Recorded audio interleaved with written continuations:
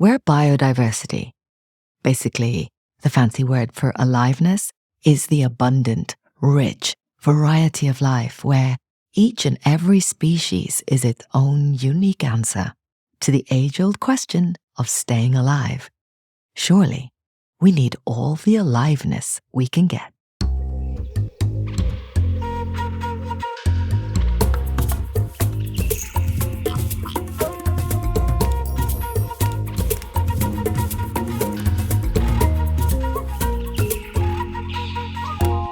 Welcome to episode 14 of If I Rule the World. We are still moving up the gears, but we are moving now. The podcast is building momentum. And one of the signs I'm getting that that's happening is I'm loving hearing from you, the beautiful listeners, listening and following and feeding back via email, but also on Instagram. And I think if you follow me on Instagram, you'll notice that I've really stepped things up recently. I self-declared really struggle with social media. I literally stepped off Twitter, now X, years and years ago. I stopped posting altogether on Instagram in July 21 when I launched what I call my one-woman campaign as a conscientious objector in the kind of, I'm not going to win this war, but I'm sure shit not fighting in it. Because, I really just didn't want to participate anymore with social media. Obviously, my protest went completely unnoticed. Anyway, so I'm back. But yeah, back with my love-hate relationship with social media. But I am getting a little bit of help with the lovely Daisy, who is helping me out with posting. She has taken all the overthinking of every post off my plate so that I can now make it my business to read your comments and enjoy making this podcast more of a conversation. And I can tell you that it has actually reminded me that social media can be a force for good. And maybe this comment from Charlotte Keane captures some of its positive aspects. She writes, "It brings me so much joy to read so many comments from like-minded folks suggesting the same sort of thing. The answer is in reconnecting humans with the natural world. For those of us who understand, it is so obvious." So yeah, thank you, Charlotte, for that. Charlotte is Nature Keen on Instagram. Also on Instagram, Suzanne Le Sauvage. Please tell me that's your real name, Suzanne. She writes, "Went for a walk today and discovered that 2 entire deciduous woodlands have been demolished in the last few weeks. Who chops down woodlands in March and April? It makes no sense. In a floodplain and when we're facing a biodiversity crisis." So Suzanne signed off with that, but she started with this. "If we all cared and felt part of our local communities, protecting our local natural resources, ate food produced locally, and protected our local biodiversity, the world would be a better place for all." And on that note, that's exactly what we're going to be digging in today's episode with George Young. He's Farming George on social media.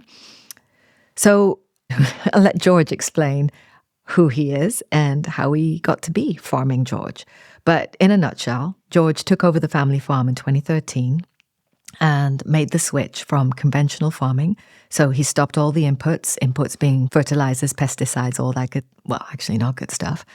And he started farming agroecologically, which basically, in George's own words, is how he made his farm more alive by creating wildlife corridors, wildlife seams, and woodlands on his farm.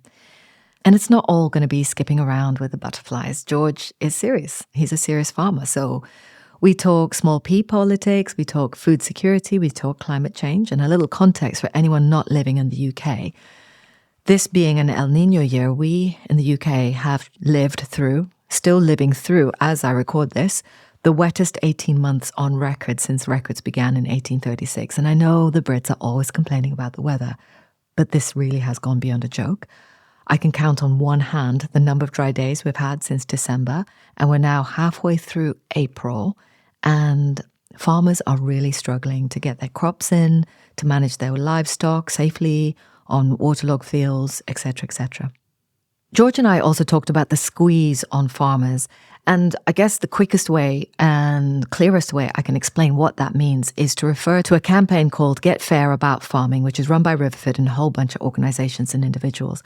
And in a report produced for that campaign, almost half, that's 49% of British fruit and veg farmers fear they're going to go out of business this year, 2024, with 75% of those asked reporting that supermarket behavior is the leading factor. Some of that behavior is supermarkets not committing to buy what they say they're going to buy, not committing to having a long-term relationship with their suppliers, not paying what they agree to pay, and not paying on time. George is an unusual voice in what's all too often pitted as a food versus nature fight competition. George doesn't seem to land neatly on one side of the debate or the other, but advocates for both. And for all these reasons and more, I thought I'd just cut to the chase and start our conversation, asking, what is causing the worldwide farmers' protests?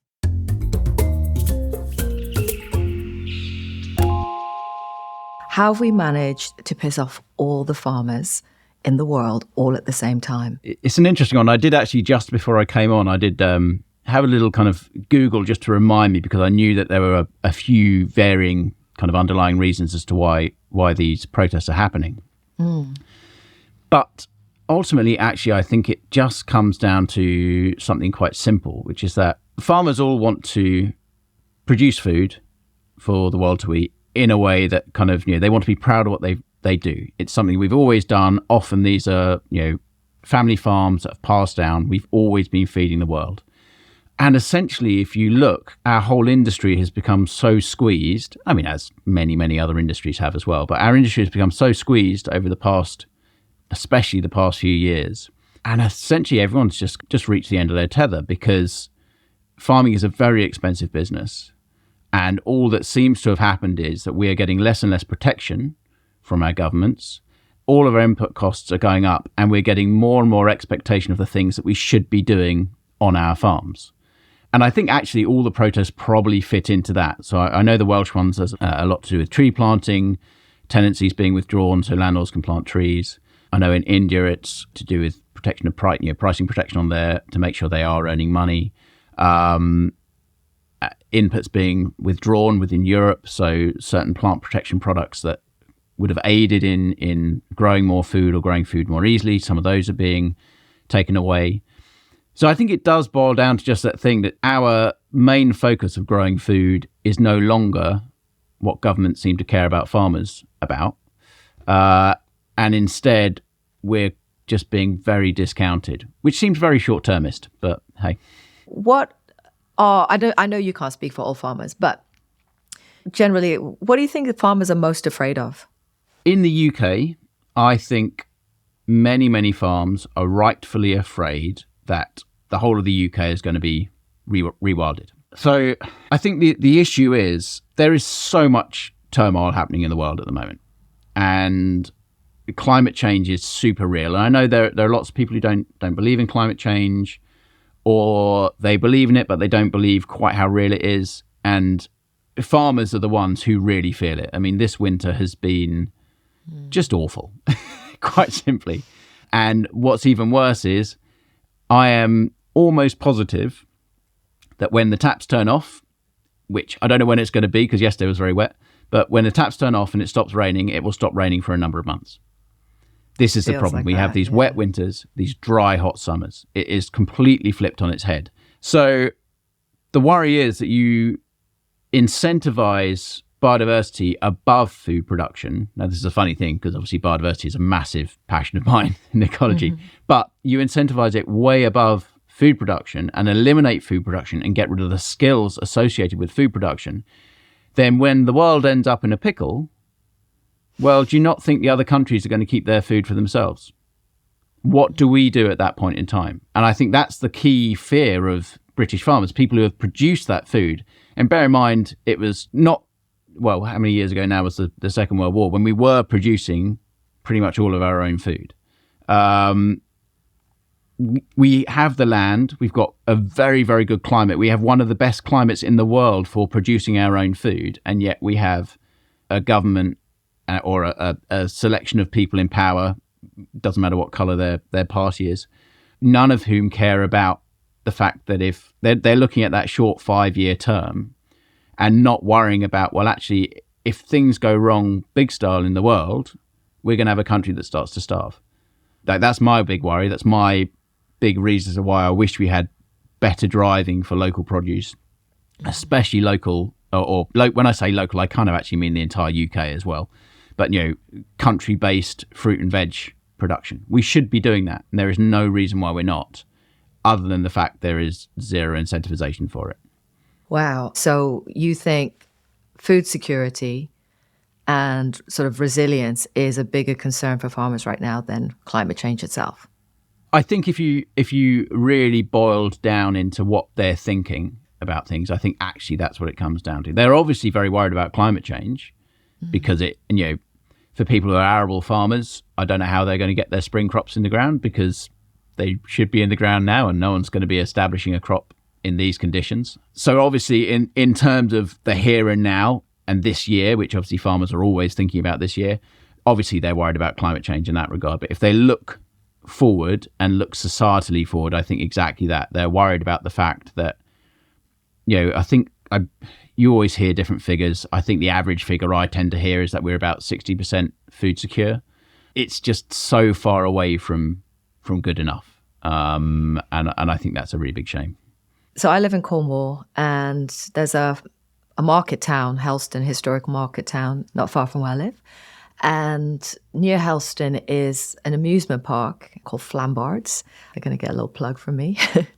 And Flambards has this like Victorian village display alongside all these roller coasters and stuff. And I remember doing this kind of tour around the Victorian village that sort of ended up moving through periods of history, went into sort of Second World War. And the whole thing is like this life-size kind of display. And as I went into what was the display of what a grocery store looked like, a typical grocery store in the Second World War in this country, in the UK, there was like, kind of a mannequin leaning on the counter and a little display of a slab of butter and some rations. And it literally, when I looked at the rations of what people were having to make do with during the war, I was like, no wonder they went bonkers with farming after the war. Because if you feel and experience hunger and starvation rations for that long, food is an obsession. And I just wonder whether thank God, like I'm really happy and I never want to go through something like that. But that we sort of lost touch with like how quickly we can tip into being in starvation rations. And I can't not reference what's happening in Gaza because that is literally what's happening to people right now. Yeah. So it's kind of like it's quite a serious threat, and I think you're right to point it out, particularly because it does feel like the world's become more unpredictable. I know everyone's very bored of hearing about COVID and lockdowns, but that was an example of a big sudden shock to the system.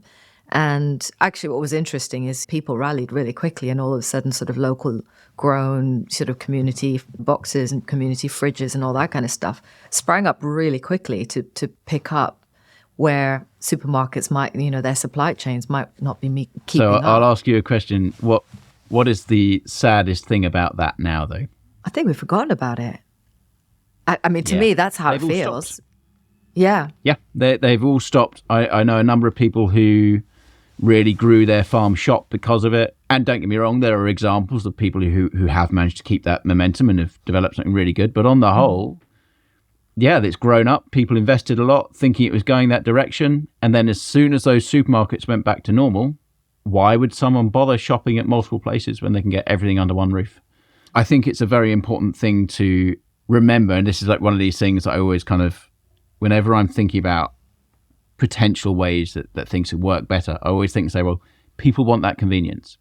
So don't take it away from them. So it's all very well. I've got a number of friends who are very, very good friends who really want to properly go back to that older way of life where people would shop at a fishmonger's and a butcher's and a greengrocer's and they would go and visit all these people. And our lives don't work like that anymore. So for me, I love those people. I love talking to them. I have a lot of similar beliefs to them. But for me, it's like, well, that's not a society that we can, there's no way you could sell that to today's society. So we have to come up with, like, how do we make the supermarkets less shit? It's a really simple one. How do we make it so they actually pay on time without 270-day payment terms? All those sorts of nonsensical things, like easy places where government could get in and take some of the thumbscrews off farmers, like that sort of thing. Like, it's such an easy thing to say, this is not allowable business practice, stop it. Instead, they just let it carry on. So I think, if anyone listening to so far might be in danger of thinking you haven't got an eye on ecology at all. So talk me through maybe your journey. So, how you came into farming and how you've come into farming and wanted to change the game, basically. So I was 27 when I came back to the farm, and it's a family farm. Very, very lucky that I had the opportunity to come back to a family farm. And I'm actually the fourth generation here. I always have to think, kind of the fourth generation on this farm, but we've been farming both sides of the family for as long as we know, going back. And I had zero interest in farming growing up. Absolutely zero. Did you have to get involved, like when you were growing up, like with? No, I was lucky. So my father never pushed for that, which I think is a really good thing. So I did a couple of jobs. I went rolling once, which is literally a roller on the back of a tractor where you consolidate the ground after you've sown a crop. And I just remember Dad saying, when you're comfortable in that gear, go up a gear. So I assumed he then meant, when I'm comfortable in that gear, go up a gear. And I did that 2 more times after that, and finished the field very quickly and basically didn't do the job. So great auspices for my burgeoning farming career, I think at about the age of 13 or 14. And then there was another time when I went and rode up some linseed straw. So linseed is you can't run it or chop it through a combine harvester. So you have to row it up, and then it's one of the only crops you're allowed to burn in the field. So you make these heaps and burn it. So, with the linseed straw, I then rode that up and put it too close to a hedge and set the hedge on fire, which again, a great auspices for my biodiversity and all the stuff I like doing now.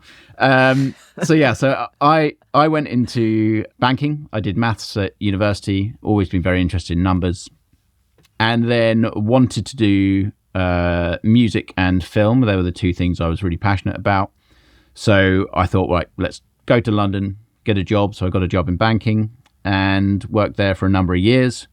And essentially, again, this is also an amusing kind of juxtaposition to where I'm at now, because I used to work in oil trading, that thing that's got loads of bad fossil fuels, all the bad words. I used to work in that, and essentially I just got fed up of it. And Dad had always said to me, well, why don't you just come back to the farm? And so eventually, almost exactly 11 years ago, I called him on it. And I said, right, I'm going to come back. So I came back in the May of that year and knew absolutely nothing, literally not a thing. And at the time, we were a very conventional arable farm. So what I mean by that is we grew crops. So we grew wheat, peas, so the dried peas that you can still get in the supermarket, like yellow peas, and oilseed rape, which is the really kind of luminous yellow flour you get in sort of April, May time, which is really great for oil. So those are the crops we grew. We did also have a few store cattle. So these are ones that you'd buy when they were sort of 10, 11, 12 months old and then sell when they were sort of under 30 months old. We would essentially just grow them. So that's what the business was when I came home. How big is the farm? So at the time, essentially I've had to change the structure of the farm with a load of stuff that's changed over the last couple of years. But it was 1,200 acres of arable and about 150 acres of rough grazing that we had in on a grazing license from the Essex Wildlife Trust, which we still have now. And so obviously when you come back to a business, the first thing you need to do is learn how it's done. So I learned how that was done and really started getting to grips with the fact that actually, I certainly don't like driving a tractor, but I do love being on a farm. And I still don't like driving tractors. I think it's one of the worst jobs in the world, which many farmers entirely disagree with. They love driving tractors. But I realized that side of farming was not for me. So I spent my first years learning a lot about crops, learning a lot about crop agronomy, which is basically being a doctor for your crops. So that I all found really interesting. And I was learning about different types of farming, which hopefully could sequester more carbon into the soil. So there's a style of farming where you don't cultivate the soil, so you don't turn it over. You just plant the seed directly into the previous crop or just straight into the ground. So I was doing that, and I eliminated insecticides from how I was growing. So insecticides, basically pretty much all of them are known as broad spectrum. So they'll kill any insect there is. They're horrible, horrible things. So I cut them out of the system. So I was kind of really interested, even at that stage, in trying to build biodiversity and think about that.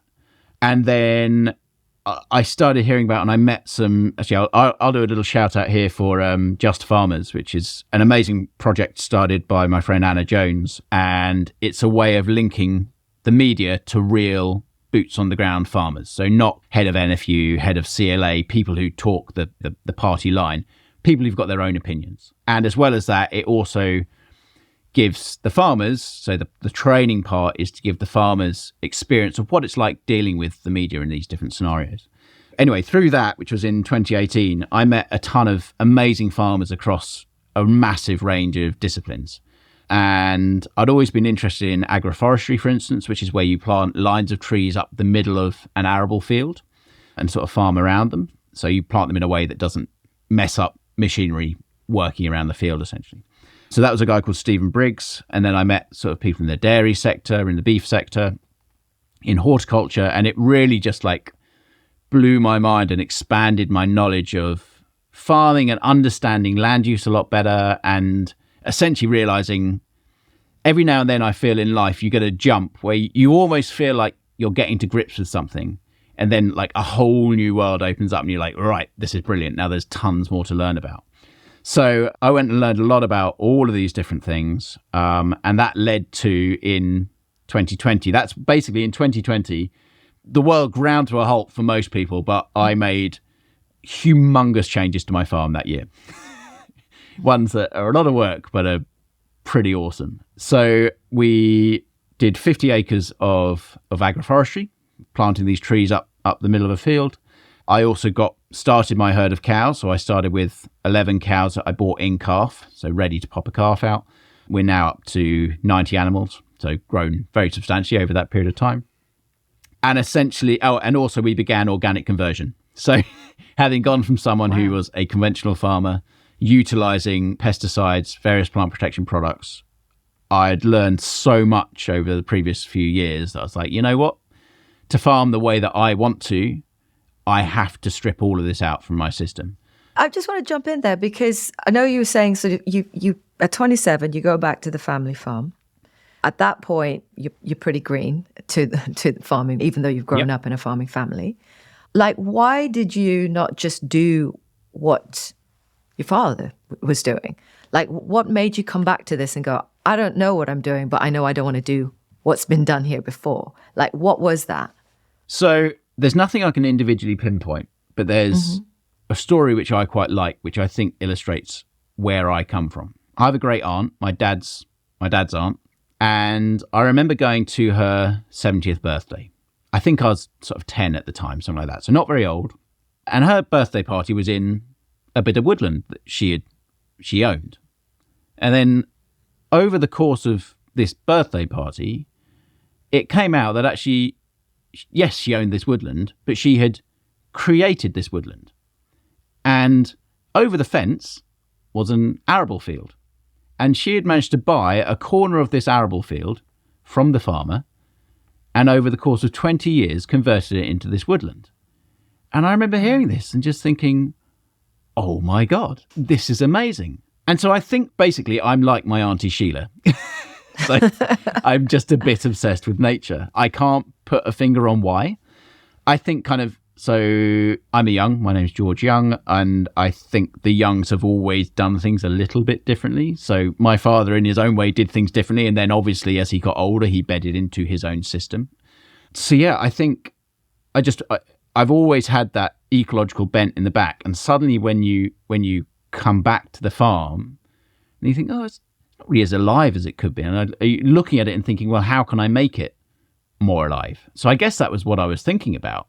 And kind of thinking, so some really simple things. When I used to drive a sprayer, so a sprayer is the machine that you'll see. Sometimes they're their own machine, sometimes they're towed behind a tractor, and they've got the big arms, the big boom arms that sit out.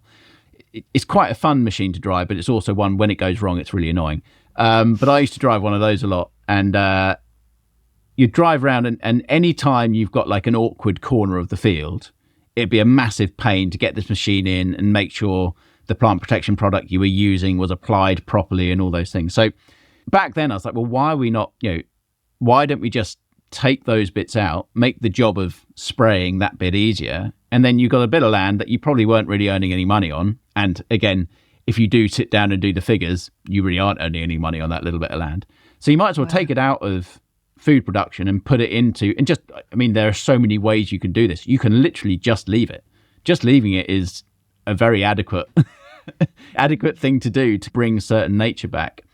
But I think what I have found amazing about doing this, though, and it's this amazing thing about my Auntie Sheila's woodland, which I desperately want to go back to, actually, it's this point that actually nature comes back really quickly. I don't think people realize this. So, I mean, it's sort of 4 years on this farm since I've massively taken my foot off the gas. So I'm not pushing with inputs. I'm letting nature kind of lead the way.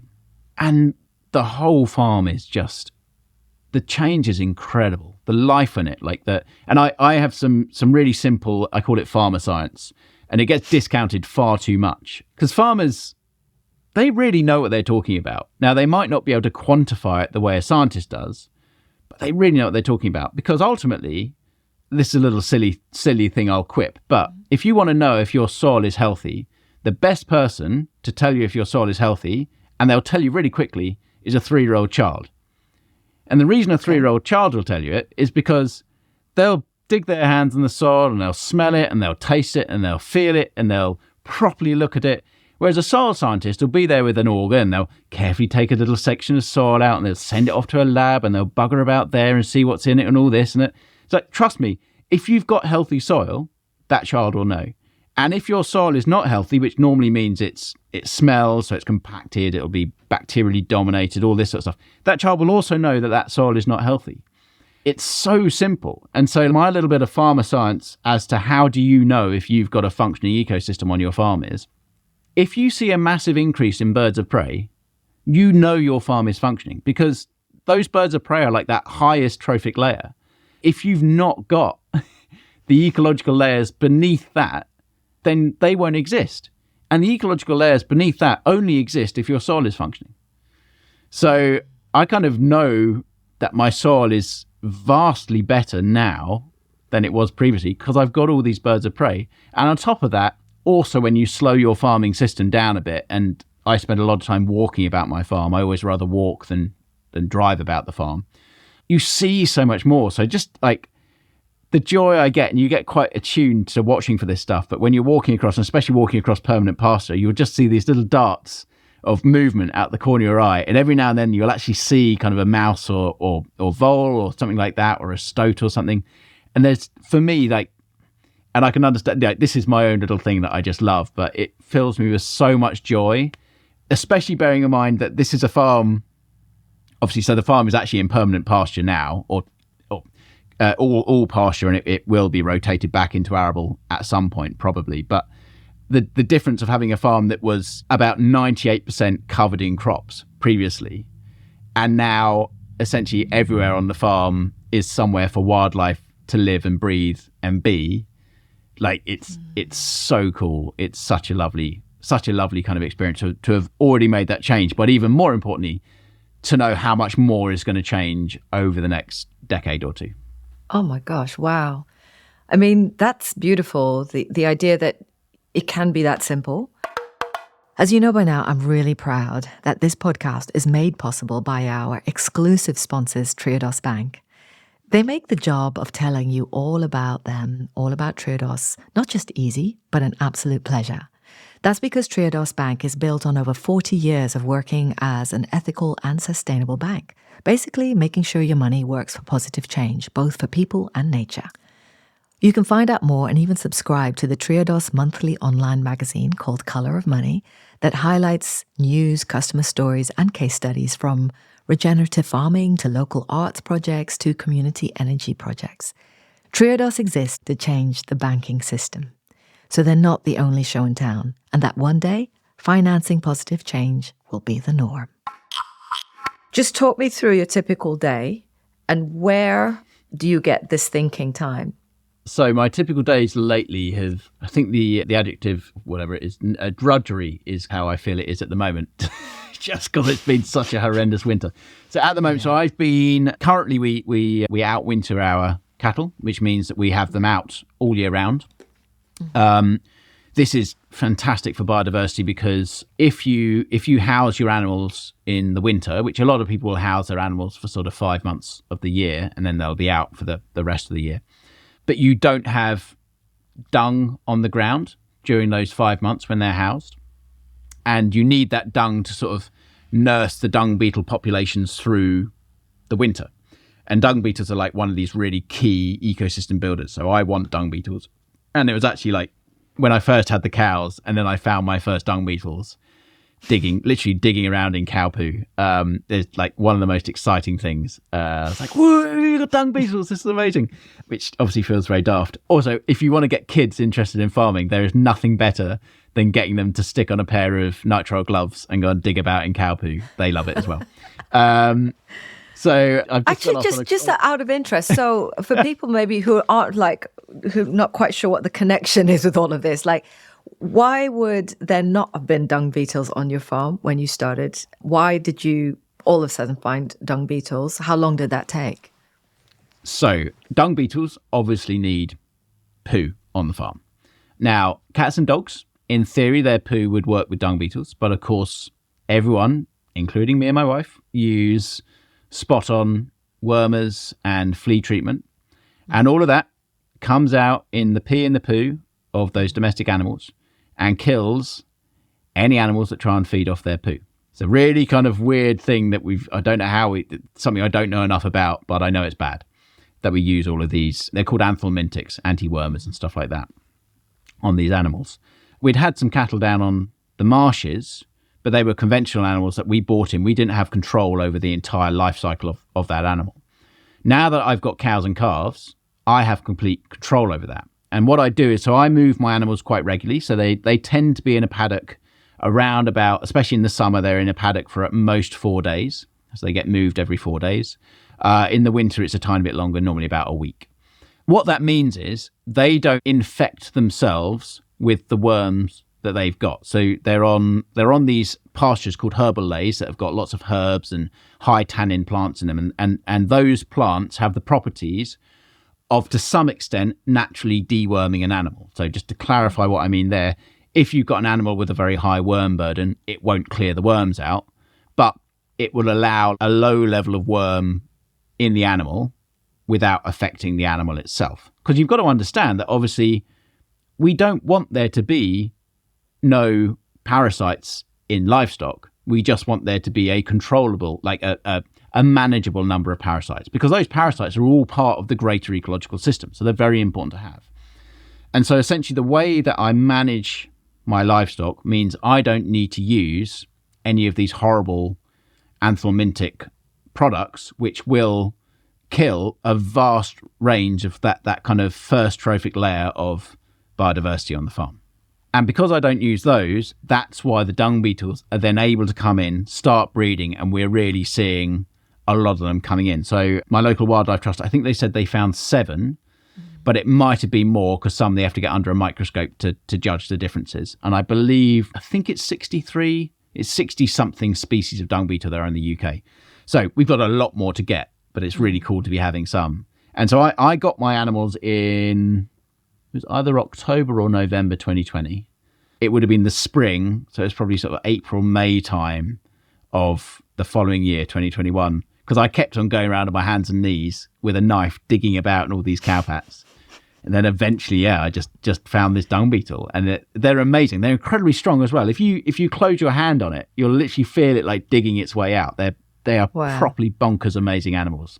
And so important. Like, they're so important for that kind of base layer of ecology to really start flourishing on the farm. So yeah, dung beetles, a really fun thing. I'm actually even on a WhatsApp group specifically called Dung Beetles, where on the whole, people send pictures of poo and dung beetles. That is the group. It's great being a farmer. If you want to go back to what my normal day is, my normal day, it does involve. I've got a picture now already. Yeah, some looking at cow poo. So essentially, at the moment, we outwinter. But we have too many animals for the grass on the ground to feed them. So we have to feed them some supplemental hay. So some conserved forage from last summer. We conserved it, and I go and take that out on the quad bike and either roll it out or chunk it out to them each day.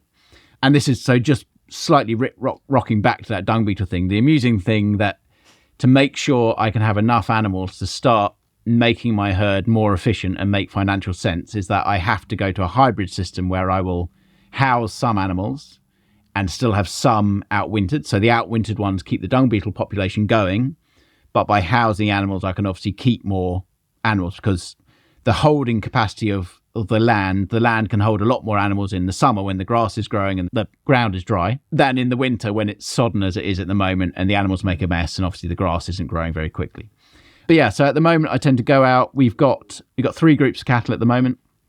So we've got the bulls are in one field doing their thing. So I go and feed them, check them over. The cows are calving at the moment. So I'll go and I always walk out. First thing in the morning, I walk out and see them, come back, grab the quad bike, then I'll go and feed them. So they get a round bale, which you can roll out, which is quite good fun. And then we have also got the other group. So the ones that they're either a year old or we actually calve in both the autumn and the spring. So we've got some that are so we've got some cows and 6-month-old calves down there. And then we've got yearlings and 2-year-old, either fatteners or ones that are going to go to the bull quite soon. They're in one group. So I go and check them and feed them as well. And then other than that, it's just whatever jobs need doing. So obviously I mentioned we've got the agroforestry, so the trees. So little bits of pruning. That's a great way of wearing the dogs out. I've got an old dog who's 11. He goes and just sits in the field and relaxes. And we have a young dog who's nearly 3. And she's just running around everywhere. So you can go pruning for about 2 or 3 hours and the dog's worn itself out. It's brilliant. So that, and then obviously, as with any job, it sounds glamorous and like you're outside the whole time. Well, I'm sure it doesn't sound glamorous, but it does sound like you're outside the whole time. No, I think the dung beetles and digging around the dung is super glamorous. I do try and spend as much time outside as possible. And I'm hoping this is not a video podcast because my office and desk is an absolute state because I try and spend as little time in here as I can. If I'm in the office, I'm normally on Google Earth planning designs for my farm. So at the moment, I've got this wild seam I've been working on for the last few years. I got some funding from National Highways for that, which is like this really cool, like basically, I don't like using the word rewilding, but it's the right word to use. I don't like using it because farmers don't like it. But essentially, it's a seam, a nature superhighway, whatever you want to call it, an area of undisturbed ground, which is about 60 acres in size, running through the middle of the farm. And it's like this key area, which is managed by the cattle.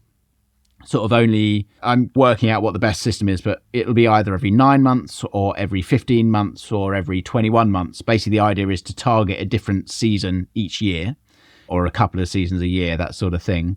So it gets short, sharp, dynamic destruction and then gets left to be, which is a little bit like how bovines would have worked in the natural environment a few thousand years ago.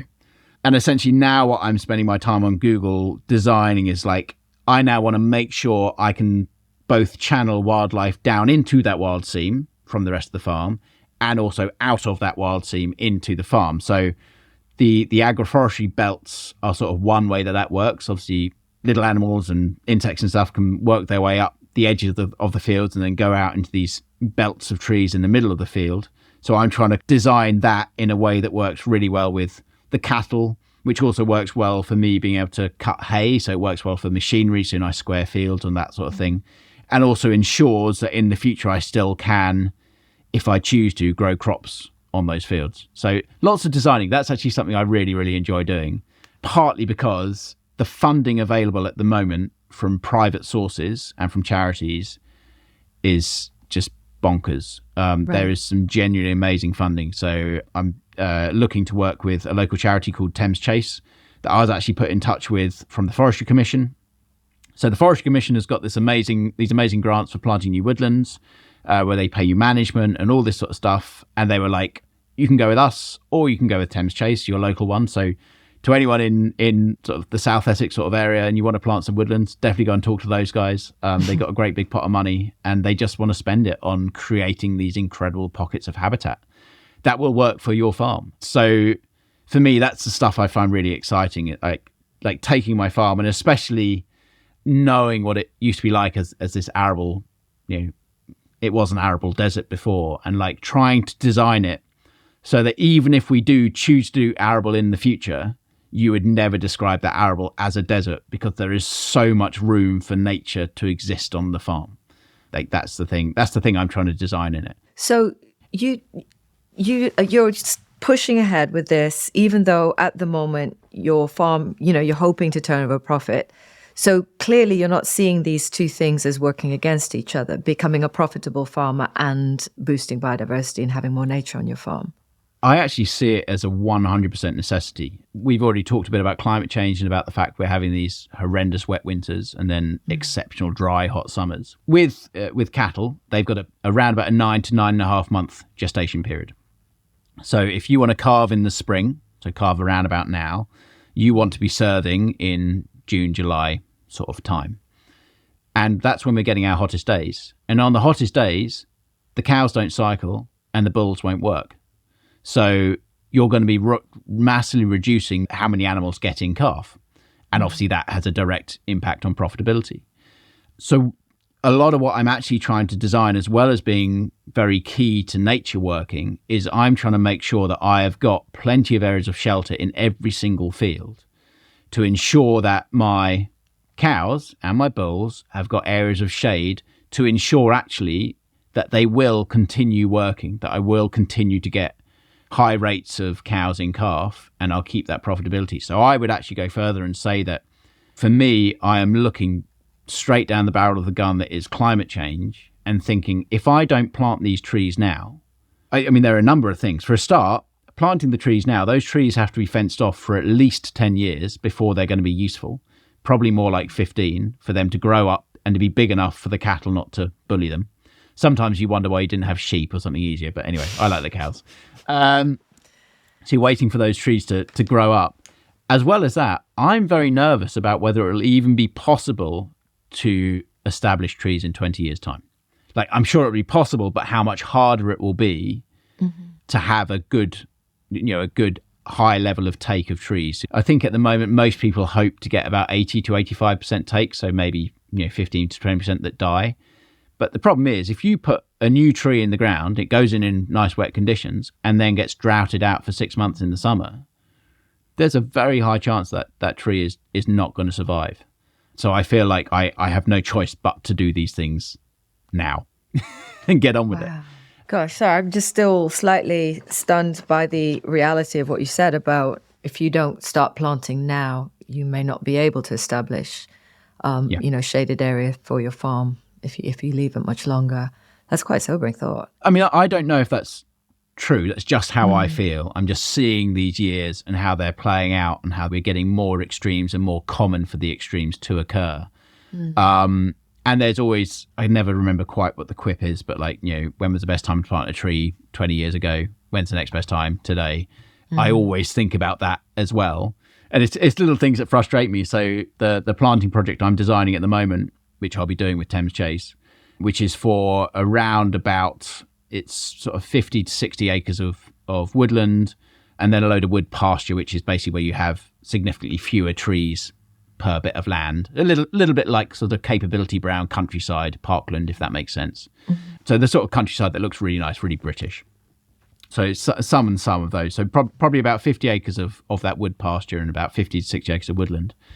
And I'm really frustrated because so I'm a very impatient person. And as I've got older, I've tried very, very hard to dial back my impatience and learn that things take a bit of time to end up where they want to end up. But I want to get this done this coming winter. I don't want to, and instead I've had a realization that no, just chill down. It'll take 2 or 3 years. Yeah. It's fine that it will take 2 or 3 years. But I just want to get it done. I just want to get it done. Because also, so, I'm 38 years old at the moment. And I'm like, I know that I will be at least 50 before I can take those fences down and let the cows in. Wow. So if I wait, it'll be even later. And I want to ensure that by the time I'm 60, I get to walk around the farm and think like, wow, I did some really cool stuff, rather than thinking like, oh, I'm only just doing that thing I thought of 15 years ago. So I'm just, and also there's that thing, isn't there, that kind of, I don't know what age they reckon it is now, like 43 you start tailing off or something, isn't it? That you really push really hard until like mid 40s or something. I don't know. But you hear those I things. think 50 is the new 30 is what they're saying. Or at least that's what I'm saying. Let's go with 50. But kind of I'm consequently really, really keen to be like, while I've got the energy and the ideas, I've got to push and implement them. Because also, the funny thing is, I would never have designed my agroforestry the way I designed it. And bear in mind, it took 5 years for me to design it before I planted it in 2020. I would never have designed it that way now. And obviously being trees, I can't change it. I have to live with that. But that's the joy of it. There's nothing wrong with being like, I've learned a lot from doing that project. I'd do it differently now.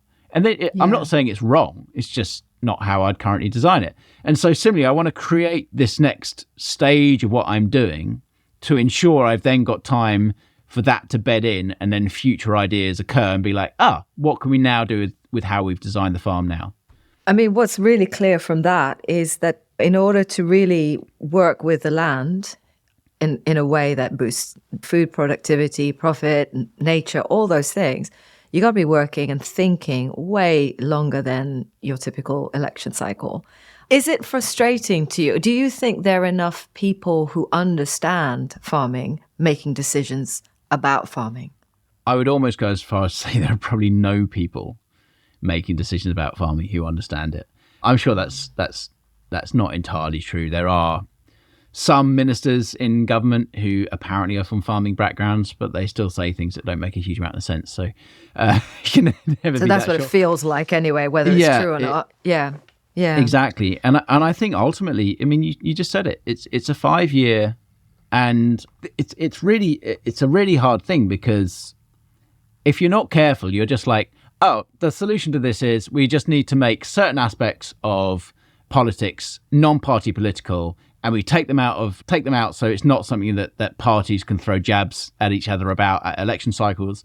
And instead, cross-party MPs sit in on these things and decide 20, 30, 40-year policies on them that are adopted wholesale by every party. It's such an easy, flippant thing to say, but if you're not careful, you say that about farming and agriculture and land use, and then you'll say it about education, which also should sit in its own little separate thing that's not deemed party political and should be linked to farming. And if you're not careful, you suddenly realize that actually what you're describing is probably a little bit closer to communism or a dictatorship or something like that. So I think you have to be a bit careful with kind of how you fold down these, like how you get to this place. But it is an issue, because you're exactly right. Like, farming is a long-term game. So it's always interesting if you talk to the public and ask almost what they understand of the idea of something being temporary. They'll talk months or years. For me, like, all the things I'm doing are potentially temporary.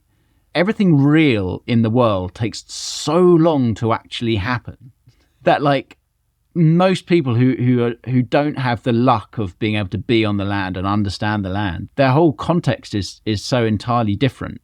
It is a massive underlying problem of, and I don't know how we solve this. Please don't ask me how we solve this. Oh, damn it. I was actually going to say. It is a massive underlying problem. I mean, look, I've obviously got ideas, but it's so based in not only people's education, but people's values. And we have moved over the last 70 or 80 years to a society that is less and less, fewer and fewer people work on the land in any capacity. More and more people are working in offices and are very introverted and only interested in themselves and their own family, and not the wider society and wider ecosystems and climates. I don't know how we genuinely affect a change in a quick enough period of time, and how we get different parties to agree on something that is then not taken out to save a bit of money in the next election, because simplistically it's much easier to fund the NHS now and give them more money now than it is to plough money into education, which will make the NHS cheaper in 20 years' time. One thing that has really struck me listening to you, George, well, first of all, from watching your Instagram and following Instagram, which I'm not even sure how I found it, if I'm honest. I stumbled on it sometime in 2020, probably. I know you're not that active anymore because you're busy farming. But I actually wrote this down as like, I was struck by your energy, enthusiasm, and the fact that it seems like you have an idea and then you do it. Yeah, And I that's thought pretty maybe, accurate. yeah, and then you figure out if it worked or not. So you've got just listening to you, you've got so many different things going on. You've got to keep an eye on the numbers. You've got the welfare of your animals. I know that's a big part of what you do. The land, the long-term vision. You want that woodland. By the time you're 60, there's a lot going on. One of the things throughout all of that I keep hearing, ping, like every now and again, is I also feel like you've got a really like a sense of the people that you're trying to produce food for. I mean, I've heard you talk a lot about that. So how do you stay connected with like the outside world? I imagine you're on your farm a lot. I imagine you're working on your own. You've got no employees at the moment. So how do you do that? I mean, so I'm very lucky that we're exceptionally close to London. So I do make sure I go up there and see friends and do all those sorts of things when I can. It's harder when you've got cows calving, but that won't be for that much longer. But really, I mean, so for a long time I was writing a blog every month. That's something I had to. I originally said it was on pause, but it's been on pause for 18 months now. So I don't know if it will come back. Long pause. I've got a baby on the way. Like everything's going to change. But I really liked that as a method of communication. And I do, I mean, so I, as you alluded to, I'm nowhere near as active as I used to be on Instagram. And it is just because of time. I did used to have an employee who left 18 months ago. That was when everything changed. Whole farm had to change. Whole business model had to change. Also, as it happens, Instagram has changed as well. Instagram is a very bad platform now versus what it used to be. I'd agree with that. So kind of you tend to predominantly only reach the people who follow you now, and it actually not even necessarily them, which is quite frustrating. But I kind of utilize my Instagram page now.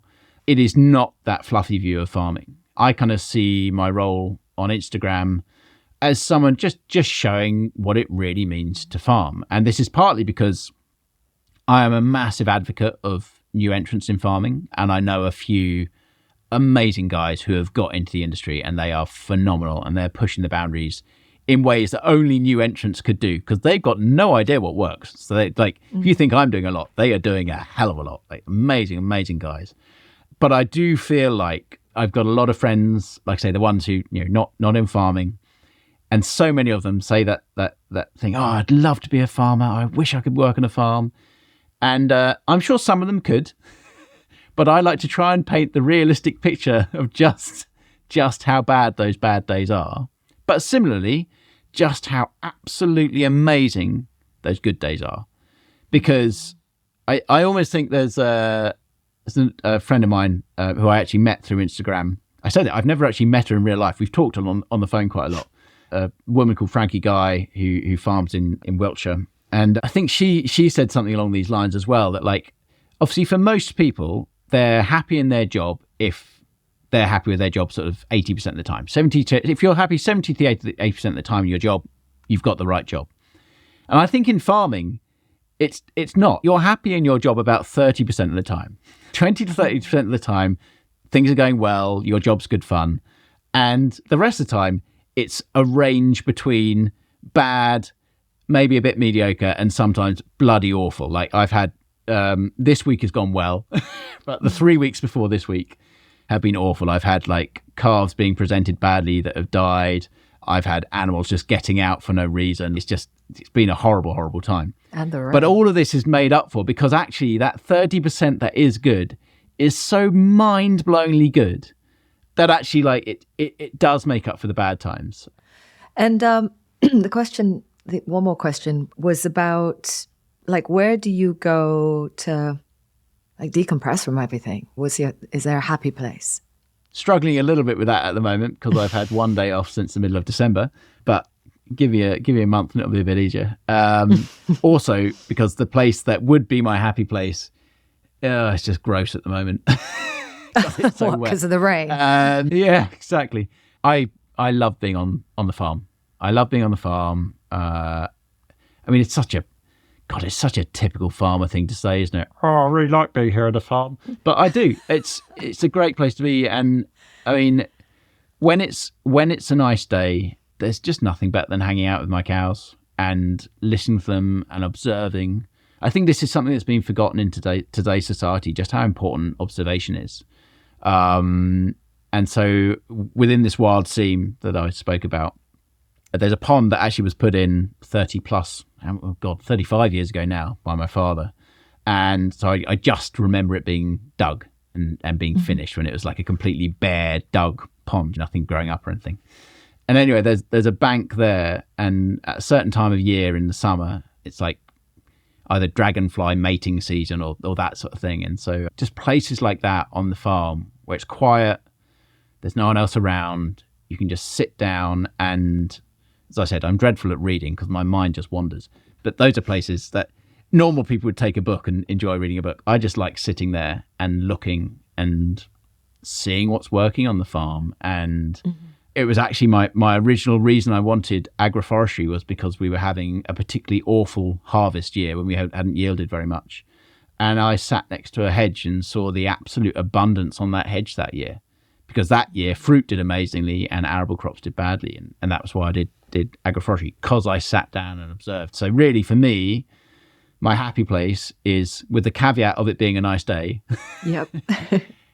anywhere quiet on the farm that I can sit and observe and see nature happening around me and think about what other stuff I can do to make my farm even better. So, George, if you rule the world, what would you do?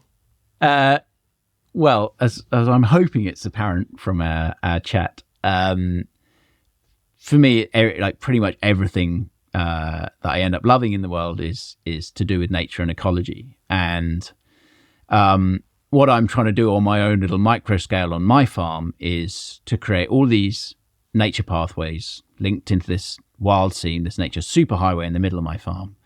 But ultimately, if I'm the only one doing it on my own little island, that's a bit crap and you haven't really done anything significant. So what I want is, I want what I'm doing to occur on a macro scale. I want I understand that we've got to keep the efficiency of farming. So kind of having sensible, decent sized fields for machinery is a good thing for food production. But like, how about the edges of all those fields are like these amazing nature habitats? And actually, if it's a massive field, let's split it into 2 or 3 or 4 and make sure all those bits link together and end up with these, where we properly land share. So we're sharing with both nature and food production. And there'll be some farms that are much more kind of driven towards food production and some that are much more like mine, driven towards nature production.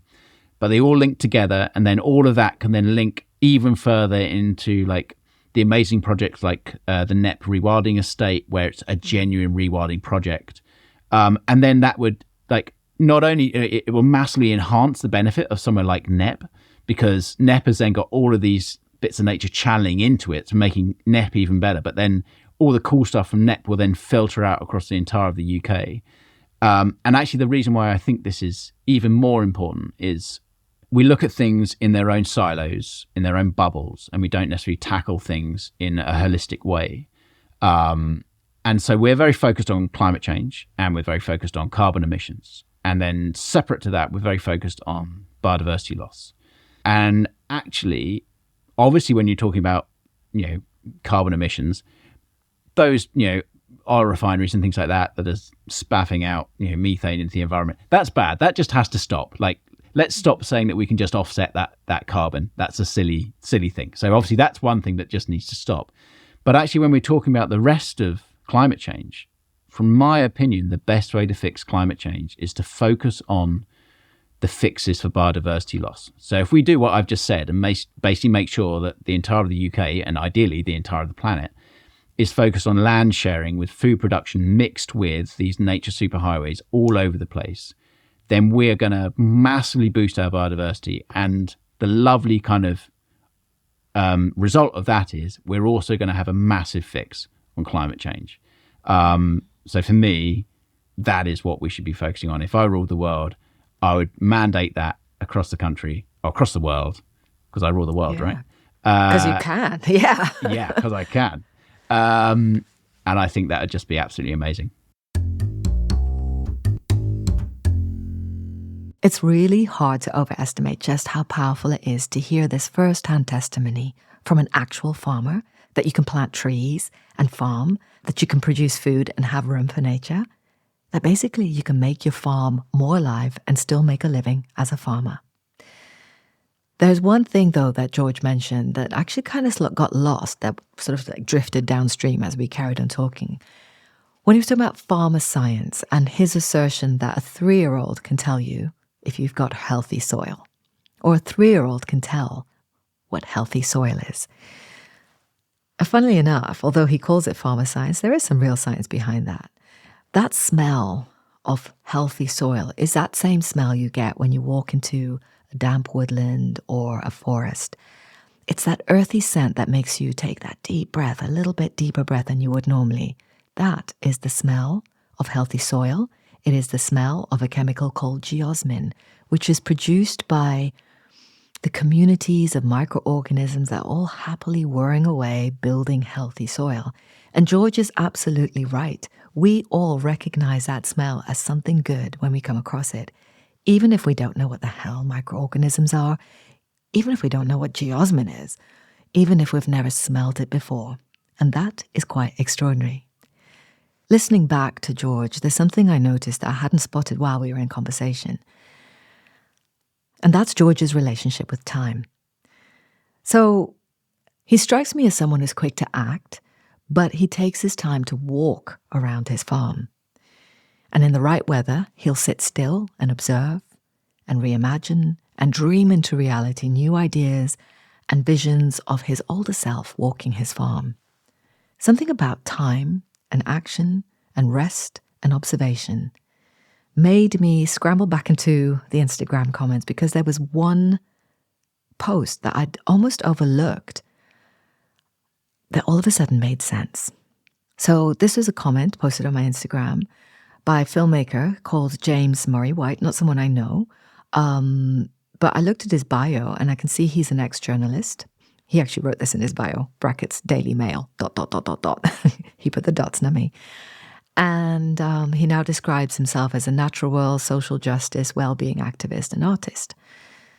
So yeah, I almost missed it, but James wrote one simple, little, peaceful comment that read, "Keep looking at this world, this, our lives, with awe and wonder, and take one step and another, and rest too." That's all I could ever say. And folks, I think that's all she wrote for today, because frankly, my guest, George Young, who I want to thank, your comments say it all. In all the information, debating, problem solving, deep thinking, hand-wringing, pontificating on my part, all that goes on around us, maybe it's worth remembering that it's in the pauses, in the stillness, and in the rest where we find the solutions, the creativity, the good, the peace. Thanks for listening. If you enjoyed listening to this podcast and someone you know would enjoy it too, please share it. Let's keep talking on Instagram, via email on podcast@julianburkevoice.com. Follow the podcast, subscribe to the newsletter, yada, yada. It's so exhausting, right? You know, I never really answered this question myself, but you know what I would do if I rule the world? I would make us all slow down, take our time a bit more, and rest. And if you can, take a moment right now and enjoy this beautiful soundscape from George's farm.